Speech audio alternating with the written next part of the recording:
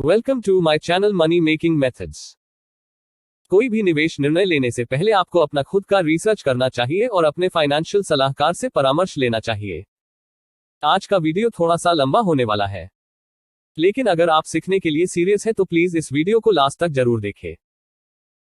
आज के इस वीडियो में हम सीखने वाले हैं उन कैंडलस्टिक पैटर्न के बारे में जो 3 कैंडल या उससे ज्यादा कैंडल के साथ फॉर्म होते हैं।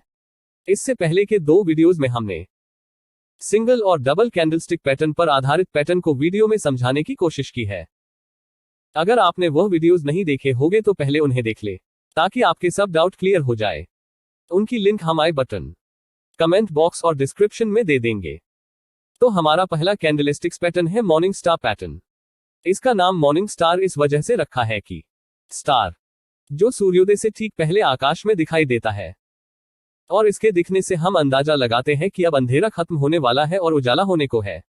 मॉर्निंग स्टार कैंडलस्टिक पैटर्न से हम समझ सकते हैं कि अब मंदी का समय खत्म होने वाला है और तेजी आने वाली है। मॉर्निंग स्टार एक बुलिश कैंडलस्टिक पैटर्न है। मॉर्निंग स्टार डाउन ट्रेंड के उलट होने का यानी तेजी का संकेत देता है। मॉर्निंग स्टार पैटर्न चार्ट के बॉटम में बनता है जब स्टॉक पहले से बेयरिश हो यानी मंदी में हो। मॉर्निंग स्टार का पहला कैंडल एक बिग बेयरिश कैंडल होता है जो मार्केट की मजबूत मंदी को बताता है, जिससे पता चलता है कि विक्रेता खरीदार पर हावी है और मार्केट मंदी में है। इसके बाद गैप डाउन ओपनिंग के साथ एक दोजी या स्पिनिंग टॉप कैंडल बनती है जो मार्केट की इंडिसिजन को दर्शाती है। मतलब प्राइस ऊपर या नीचे जाएगा इसका हम अंदाजा नहीं लगा सकते। दोजी बनने से आगे क्या होने वाला है कुछ स्पष्ट नहीं होता है।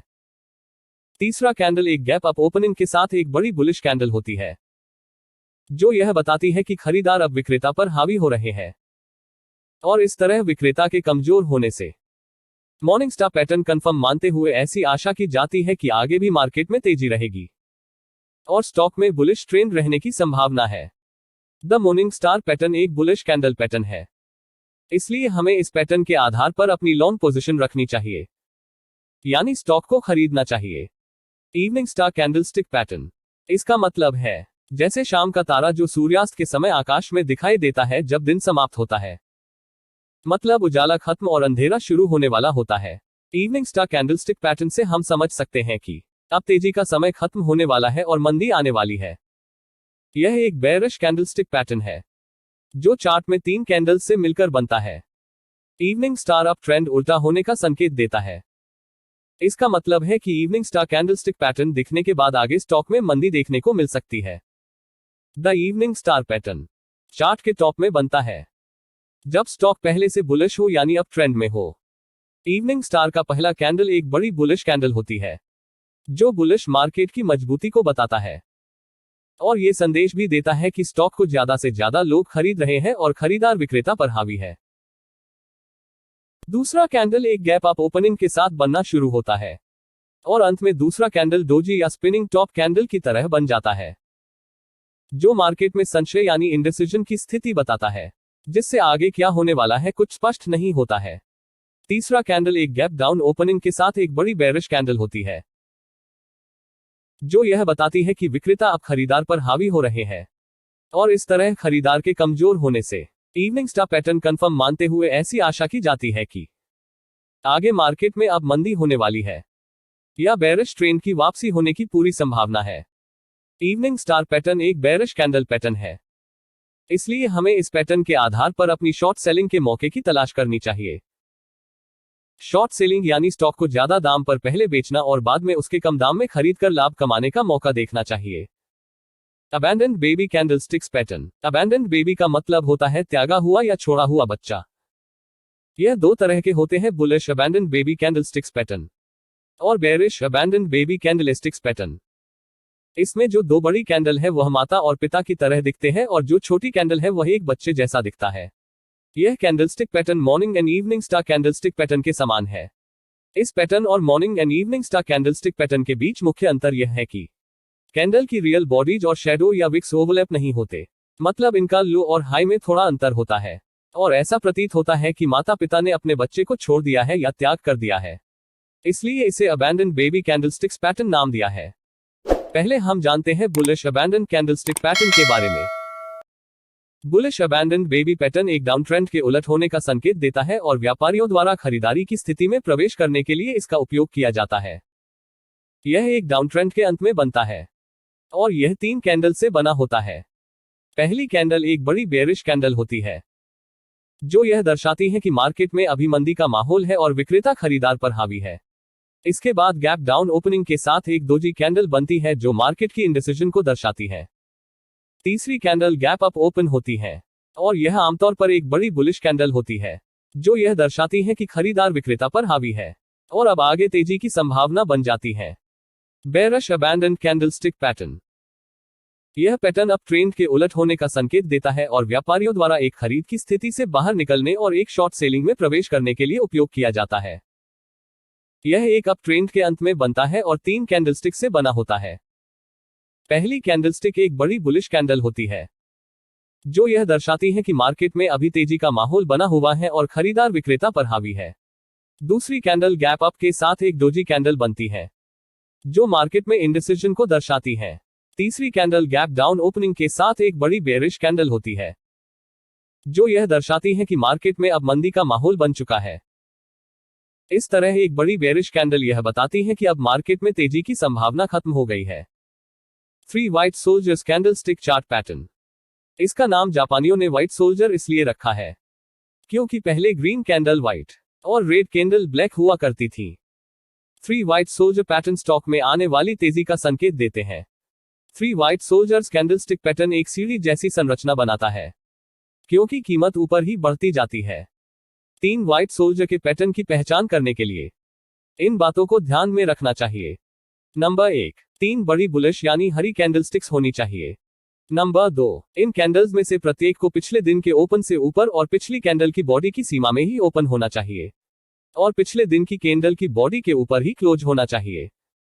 नंबर 3, और इन कैंडल के अपर शैडोज या विक्स ना हो तो अच्छा है या छोटे होने चाहिए। 3 white soldiers pattern down trend के बाद दिखाई देता है।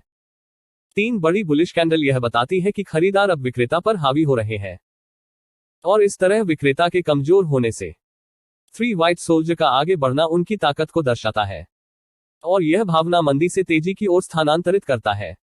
3 ब्लैक क्रॉस कैंडलस्टिक पैटर्न, पहले रेड कैंडल का रंग काला होता था और इस तरह 3 बेरिश यानी मंदी की बड़ी कैंडल काले कौवे की तरह दिखते थे, इसलिए इनका नाम 3 ब्लैक क्रोज रखा गया है।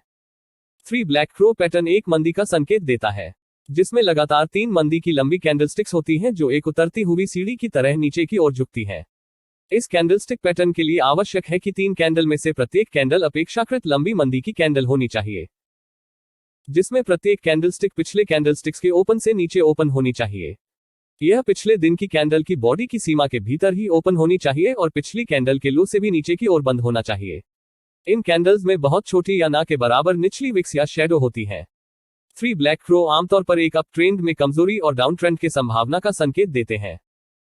Bullish 3 line strike candlestick pattern, यह पैटर्न 4 कैंडल से मिलकर बनता है। इसके अंदर आपको 3 बुलिश कैंडल दिखती है जो कि बिल्कुल 3 व्हाइट सोल्जर की तरह होती है और चौथी इनके विपरीत यानी एक बड़ी रेड बेयरिश कैंडल होती है। इस कैंडल का हाई और लो इन तीनों कैंडल को अपने अंदर कवर कर लेता है। इससे पता चलता है कि इस कैंडल द्वारा तीनों कैंडल पर स्ट्राइक या प्रहार या फिर ऐसा भी कह सकते हैं कि इनको नष्ट कर दिया गया है। अब यहां पर यह जानना जरूरी है कि यह पैटर्न तेजी का है या मंदी का। तो हम आपको बताते हैं कि अगर यह पैटर्न चार्ट के टॉप पर बने तो यह मंदी का संकेत देता है और अगर चार्ट के बॉटम में बने तो यह तेजी का संकेत देता है। Bearish 3 line strike candlestick pattern, यह पैटर्न भी 4 कैंडल से मिलकर बनता है। इसके अंदर आपको 3 बेयरिश कैंडल दिखती हैं जो कि बिल्कुल 3 ब्लैक क्रोज की तरह होती है और चौथी कैंडल इनके विपरीत यानी एक बड़ी ग्रीन बुलिश कैंडल होती है। इस कैंडल का भी हाई और लो इन तीनों कैंडल को अपने अंदर कवर कर लेता है। इससे भी पता चलता है कि इस कैंडल द्वारा तीनों कैंडल पर स्ट्राइक या प्रहार या फिर ऐसा भी कह सकते हैं कि इनको नष्ट कर दिया गया है। अब यहां पर भी ये जानना जरूरी है कि यह पैटर्न तेजी का है या मंदी का।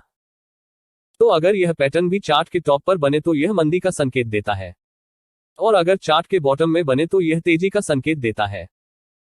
3 इनसाइड अप कैंडलस्टिक पैटर्न्स, इसमें मुख्य 3 कैंडल होते हैं। पहली एक लंबी मंदी की लाल रंग की कैंडल होती है।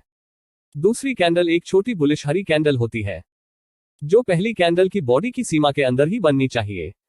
पहली और दूसरी कैंडल को अगर हम देखें तो यह बुलिश हरामी कैंडलस्टिक पैटर्न बनता है, जो मार्केट में तेजी आने का संकेत देता है।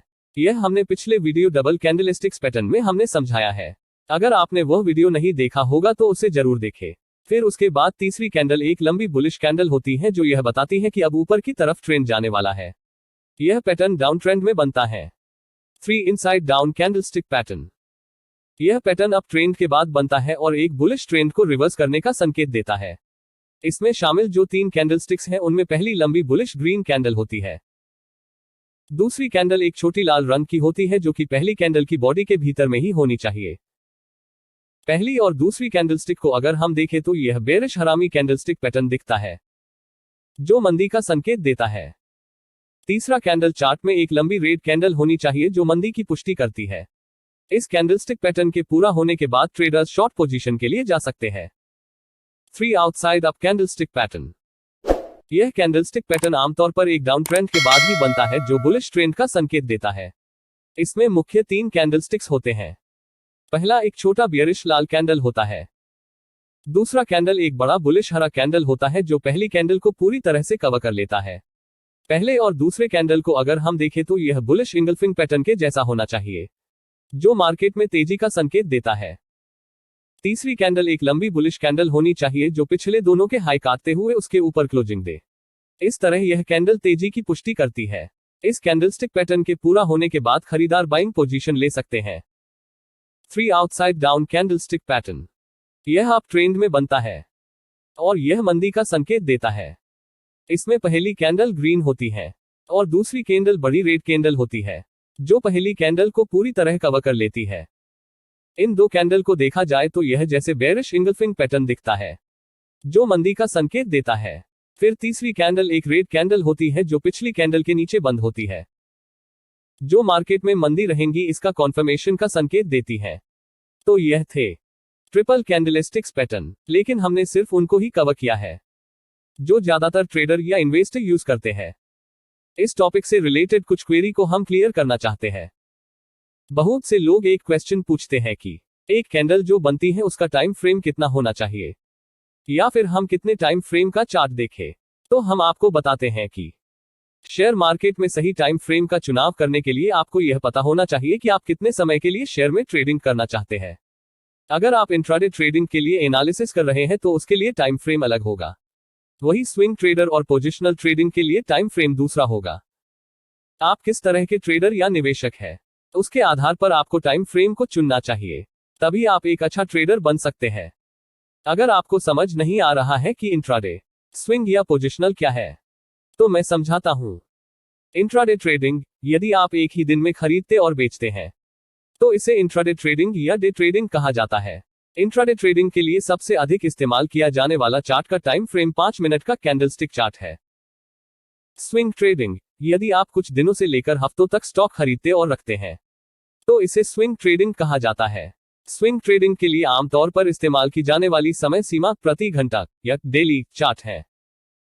पोजिशनल ट्रेडिंग, यदि आप कई महीनों से लेकर सालों तक स्टॉक खरीदते और रखते हैं तो इसे पोजिशनल ट्रेडिंग कहा जाता है। पोजिशनल ट्रेडों के लिए मैं डेली और साप्ताहिक चार्ट देखना पसंद करता हूं। शेयर मार्केट में इन्वेस्टमेंट के लिए डीमैट अकाउंट की जरूरत होती है। अगर आपने अब तक इन्वेस्टमेंट के लिए अपना डीमैट अकाउंट नहीं खोला है तो हम उसकी लिंक वीडियो के डिस्क्रिप्शन और कमेंट बॉक्स में दे देंगे, आप वहां से भी अपना डीमैट अकाउंट खोल सकते हैं। अगर आपको वीडियो में दी गई जानकारी अच्छी लगी हो तो हमारे चैनल को सब्सक्राइब जरूर करें और वीडियो को लाइक और अपने दोस्तों में शेयर करना ना भूलें।